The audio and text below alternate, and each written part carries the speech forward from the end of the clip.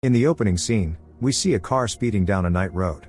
Louise and Bjorn, a married couple, are enjoying their vacation with their daughter Agnes. A man approached them and asked if the sunbed next to them was free. Patrick is also here with his family, his wife Karen and their son Abel. Leaving their daughter with a nanny, Louise and Bjorn had dinner with their acquaintances at a restaurant. Suddenly Patrick addressed all the hotel guests, publicly apologizing for the noise last night. Patrick and his family had gotten lost by car. Everyone raised a toast to Italy and love. Then the guests enjoyed live music. Bjorn and Patrick exchanged glances. That night, something kept Bjorn awake. The next day, the family strolled through the city. Agnes lost her plush rabbit, Ninus, and was very upset. Bjorn set out to find the toy. It didn't take long. When he returned, he saw Patrick, his wife, and son chatting with Louise and Agnes. Thus the two families met. It turned out that the couple's son, Abel, doesn't speak. Upon learning that Bjorn had gone specifically to look for the daughter's plush rabbit, Patrick called him a hero dad. The two families decided to have lunch together at a restaurant. Karen mentioned they lived in the Dutch countryside. Louise shared that she too wished to be closer to nature. Karen and Patrick told their new friends they would love to have them as guests. Bjorn's family is from Denmark. They have a very similar mentality to the Dutch. Patrick, who works as a doctor, agreed with this. The families also had dinner together at the villa. Back in Denmark, one evening after checking the mailbox, Bjorn read a bedtime story to his daughter. Later, Bjorn showed his wife an invitation from their new friends. Louise was enthusiastic. A weekend in the Dutch countryside with wine and walks, what could be better? Soon the couple attended a children's play in which their daughter performed. Overall, the family returned to their normal life. One day they had friends over. Bjorn shared that during the summer in Italy, they met a couple and received an invitation to visit them. By car the drive would take about 8 hours. Bjorn and Louise felt that it would be impolite to decline the invitation. Their friends agreed. After all, what could go wrong? Some time later, after packing their things, the family set off on a journey by ferry. Then after renting a car, they covered the remaining part of the trip. It was clear that those who lived here valued their privacy. There was nothing but forest around. Karen and Patrick welcomed the guests. Inside it was very cozy. Louise gave the hosts a gift, a small souvenir from Denmark. Karen showed the guests to their room. Patrick offered Bjorn a beer and to watch the pool. Abel didn't react at all to Agnes's appearance. The girl didn't like the makeshift bed Karen had prepared for her. That evening, the guests were treated to a luxurious dinner. Everyone drank wine and laughed, chatting about trivial things. Patrick made the impression of being a very gracious host. Bjorn stepped outside to look around. Abel startled him by sneaking up quietly. It seemed like the boy wanted to say something but couldn't. Dinner and conversation continued in the living room. Patrick shared his thoughts that people have become too dependent on civilization and gadgets. When asked about Abel's condition, his parents explained that he had a congenital tongue defect, which is why others couldn't understand him. It was time for everyone to go to bed. Agnes felt uncomfortable in this house. The next morning, both families went on a hike. Agnes wanted to go down the slide, but Abel was in her way. Louise politely explained the situation to Abel's parents. Patrick rather rudely made his son apologize to Agnes, which made the guests uncomfortable. After that, Patrick resumed chatting with the guests as if nothing had happened. Later, Louise told her husband directly that she didn't like it here. Those people seemed a bit strange. Karen invited the guests to dinner at a restaurant tonight. Of course they had to agree. Bjorn whispered to his wife that they would survive another day and a half. In the evening, as everyone was getting ready, the doorbell rang. Karen let in a man who introduced himself as Mahajid. He spoke little English and was Abel's tutor. Louise was anxious about leaving the daughter in the house, but Mahajid seemed to get along well with children. On the way to the restaurant, Louise's and Bjorn's anxiety grew. The journey turned out to be longer than they had expected. This restaurant was more like a cheap eatery. During dinner, Louise could not relax, but the wine helped. Patrick and Karen were dancing drunkenly. Bjorn also invited his wife to dance. They saw how Patrick and Karen behaved provocatively, completely unconcerned about others. The dinner bill was quite high, and Patrick commented on it aloud. Out of politeness, Bjorn offered to cover the entire amount. On the way back, Patrick turned up the music in the car very loudly. At the wife's request, Bjorn asked Patrick to turn it down, but he ignored the requests, saying it was his favorite song.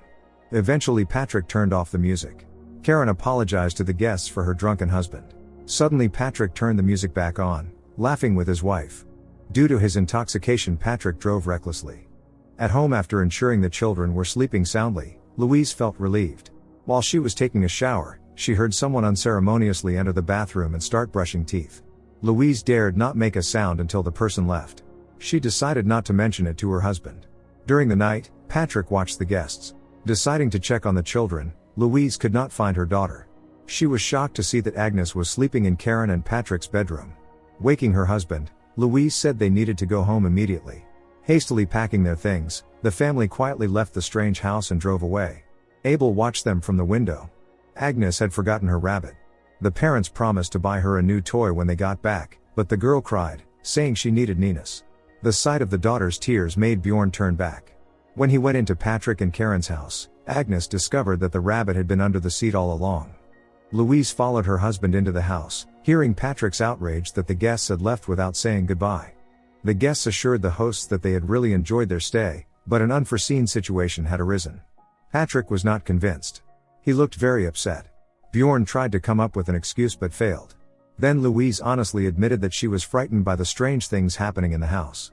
Moreover, the drive back yesterday was terrible. Karen regretfully said that they did not mean anything bad.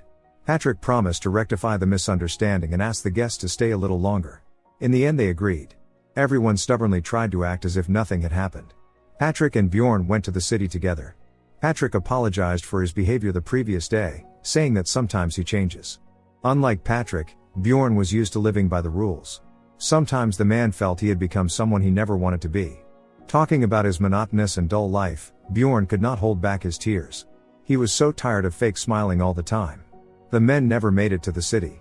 Patrick suggested showing Bjorn something. The men went to a wasteland and started shouting loudly, letting out their emotions. Bjorn hadn't felt so free in a long time. His wife immediately noticed the change in him. The house now had a friendly atmosphere. The children found common ground and played together. While cooking lunch, Louise cut her finger. Bjorn asked Patrick as a doctor to examine the wound. At that moment, it was revealed that Patrick was not actually a doctor. He lied because he always gets nervous when meeting new people. Moreover, Patrick was not employed and never had been. Bjorn and Louise decided not to dig into the details. During lunch, everyone chatted casually, but it didn't last long. Louise firmly asked Karen to stop bossing Agnes around. After lunch, Agnes and Abel performed a duet dance for their parents, which they had rehearsed beforehand. Patrick kept pausing the music, making remarks to his son.